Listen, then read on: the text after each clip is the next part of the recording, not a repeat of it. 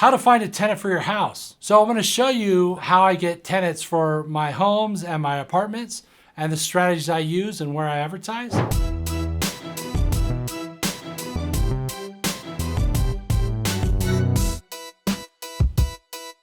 We're going to talk about some of the strategies that I use in terms of copywriting for my ads and why it's critical that you take pictures and include those in your ads. And finally, what resources I use to advertise and where. So let's dive right in. One of the most important things is finding a tenant for your house is to find quality tenants. Well, in order to get those quality tenants, you got to go where quality tenants are. I have not had a lot of luck with Craigslist.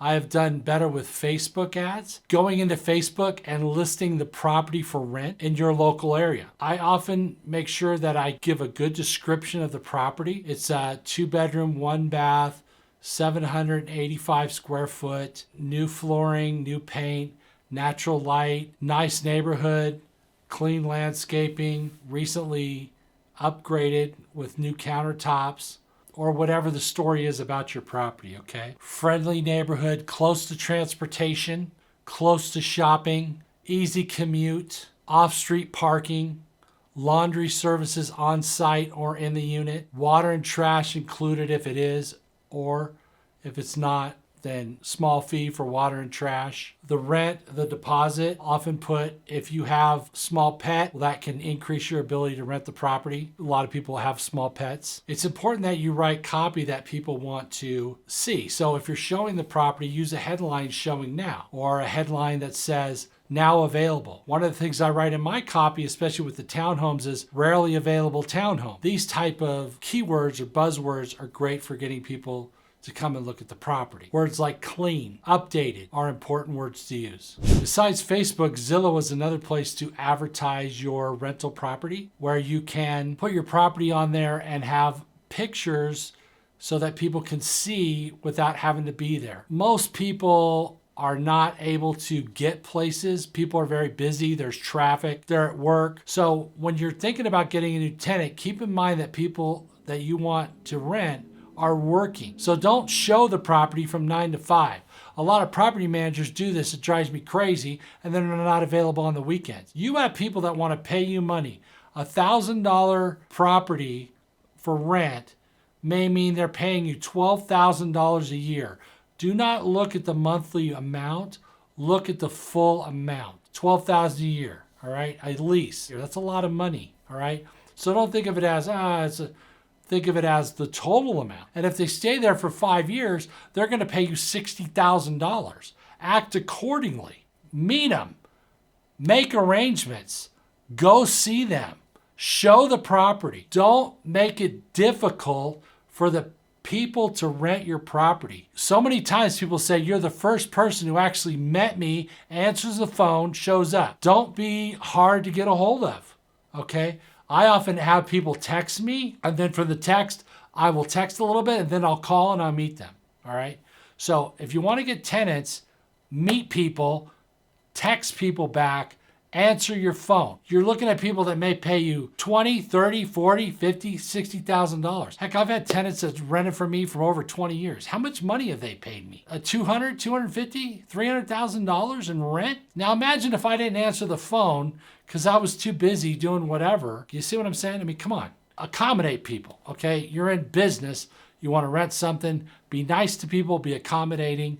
And give them an opportunity to see the property. These are the pictures that I like to take. Make sure you take a picture of the kitchen, the bathroom, the front of the property, a shot down the street, any amenities like the laundry room, pool, anything that you may have. If it's a house, the master bedroom, the other bedrooms, the living room, the dining room, the family room, if there is one. And take wide shot pictures, not close-ups. Make sure they can see the whole thing. Give them a picture tour of the property and have at least 6 or 7 good pictures so they can see the property. More is fine, but at least 6 or 7. Okay, those I just mentioned. Other ways to find tenants for your house is talk to people. Do you need a place to live? Do you know anybody that needs a place to live? This is exactly what I said once to a woman at Chase. Do you know anybody who needs an apartment? Well, as a matter of fact, so-and-so right over there needs an apartment. Really? Okay? Don't be a secret agent.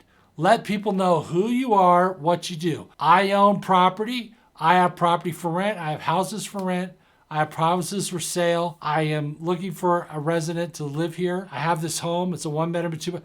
I get calls all the time.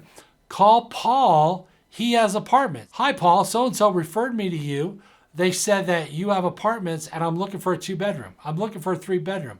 I used to rent from you. I moved and now I'm back in the area. Another way to make sure you get tenants is don't constantly change your phone number. All right. If you constantly change your phone number and people can't get a hold of you from the past, that's a problem. Have a phone number. I've had the same phone number since like the 1980s. Never changed. Do not change your phone number. Keep your phone number the same for your business or your rental properties where people can reach you. Don't forget to subscribe, okay? One of the most important reasons that you're here is to learn and to make money, okay?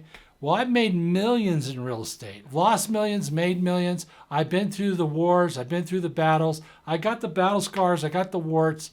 I've been through it. From that comes wisdom and lessons. Lessons that you won't have to go through by listening to me and helping you understand the pitfalls and challenges of some aspects of real estate and the advice on how to get tenants, how to write copy, how to fill your units so you don't have vacancy. Vacancy means you're losing money. If I have a property that I rent for $1,000 a month, okay, and it sits vacant for 2 months, how much did I lose? I lost $2,000. Multiply that by 2 properties. I've lost $4,000. I got multiple hundreds of units, okay?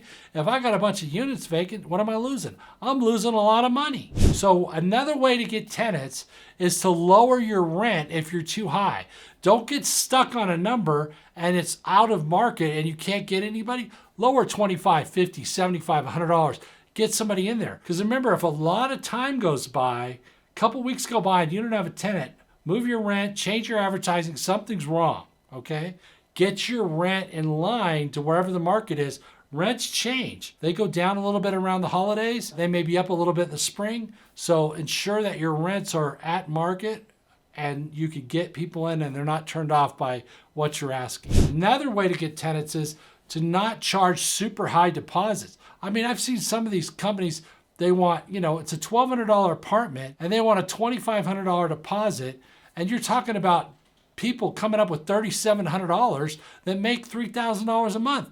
They don't have the money. They don't have it. So don't put yourself in a position to where you're asking for so much money that they're like, it's just not going to work. All right. They don't have it. You're decreasing the amount of people that you can rent to. Tenants sometimes can be frustrating, but remember they pay your bills. Okay. Be nice to them. Try to accommodate them within reason. All right. Remember that, they got to live in these properties and they don't want things that are broken or not taken care of. So do your best to take care of these things as quickly as possible and take care of your tenants and they'll take care of you. You want a person to live in your property for as long as possible. And one of the ways to ensure that is to give them service. It's often said that the amount of money you make is in direct proportion to the people you serve. Be a professional, take care of the people that you rent to so they will take care of you. When you give somebody a slight increase in rent, as long as you've done your part, they don't usually have too much to complain about. They may gripe a little, but at the end of the day, they're going to stay and pay, and that's what you want. If you're not taking care of property and you raise the rent, it just gives them another reason to leave. They're like, you know what? It's already terrible here. They're not taking care of things, and now they're raising my rent. I'm out of here. If you want to keep tenants and you want to get tenants, keep the ones you got, take care of them, and when you get a tenant, make sure that you meet them on time. If you're going to give them the keys, be there when you say you're going to be there. Treat them as you would want to be treated. It's very important for your long-term success in real estate. So I'm Paul McGuire, and in the next video, I'm going to talk about how to avoid real estate scams and protect yourself from losing your money or getting hurt badly by unscrupulous people.